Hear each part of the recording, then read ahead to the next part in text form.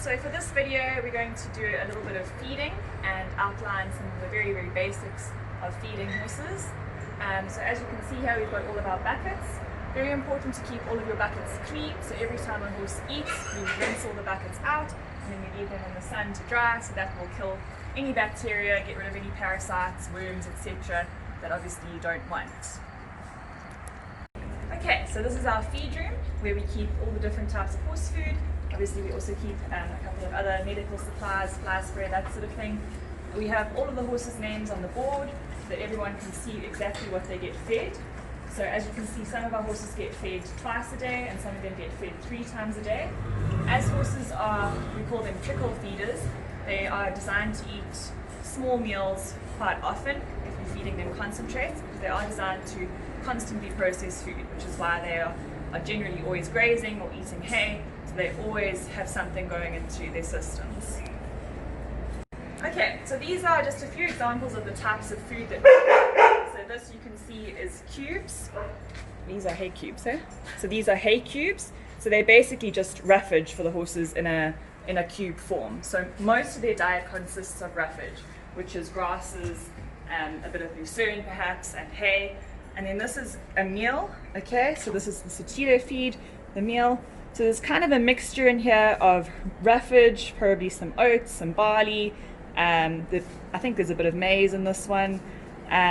So all of these extra things are just going to give them a little bit more extra nutrition and extra energy if they need it.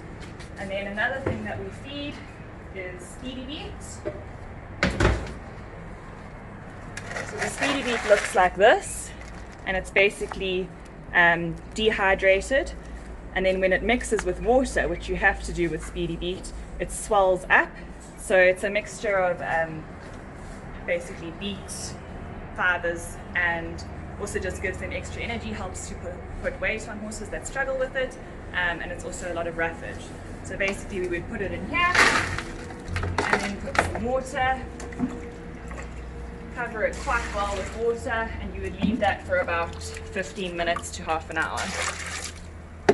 And then once you've left it for a bit, you can see it really swells up and the horses love it. Okay, so this would basically be a meal for one of our horses. So 1 scoop of the hay cubes and 1 scoop of the meal. Alright, and then we might add Speedy Beet to that depending on which horse it is. So each horse is fed according to its requirements, so according to how big it is, what its workload is like, how much weight it's got on, its age. So our older horses have to eat a little bit more than the younger horses.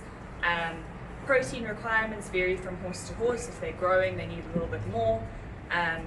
Lazier horses might need a little bit more in terms of energy.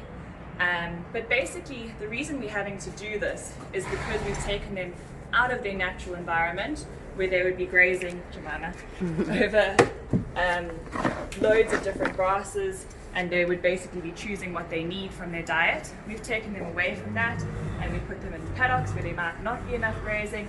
Plus we're adding in ridden work. You can hear Togs is getting quite excited about his food being dished up here. So the ridden work means that they need a little bit more energy, okay? And that food adds that energy and helps them to maintain weight while they're being exercised. So as you can see, feeding can be quite time consuming. We're only dishing up for 1 horse currently, and it's taken us this long. So you can imagine how much time it takes for a stable yard of 13 horses. So what I might add to this is also a little bit more water.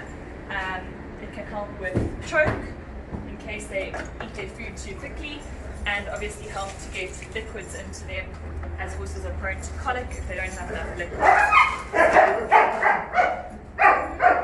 Very important to try and get liquids into them, especially when it's very hot and very cold. You can even add stuff like electrolytes if your horse has worked hard and sweated a lot, just to help to encourage them to drink and to replace some of those minerals and salts that they might lose.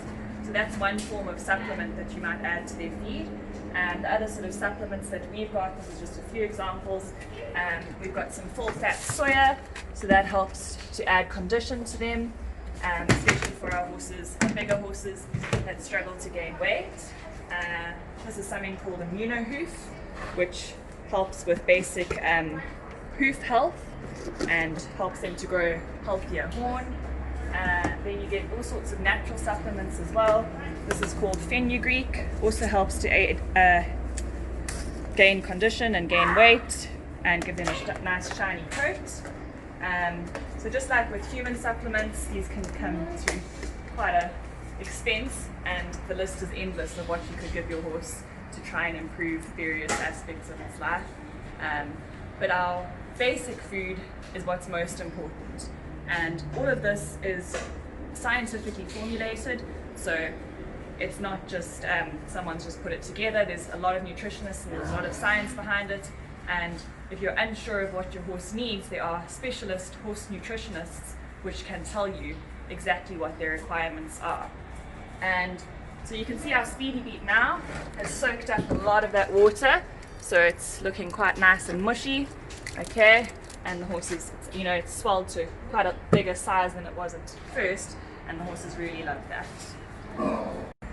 Another important thing with feeding is sticking to a regular routine. So we bring all of our horses in at a specific time for their breakfast and supper, so that they know what to expect, and they're very good timekeepers when it comes to feeding time. And that means that when they're in the stable, we can also monitor how much each horse is getting and whether they are eating as they normally do. If they leave a little bit and it's a horse that normally finishes it, we know that's our first indicator that there might be something wrong with the horse. They might be sick and you might need to take the temperature to ensure that they are feeling okay. So that's quite important. And yeah. Cool, we hope you've enjoyed our video on feeding. It's a huge topic, there's much to learn, which we're very excited to go into more detail with all of you about, but that was just a very basic overview of feeding. And hope to see you on the next video, which is going to be on grooming.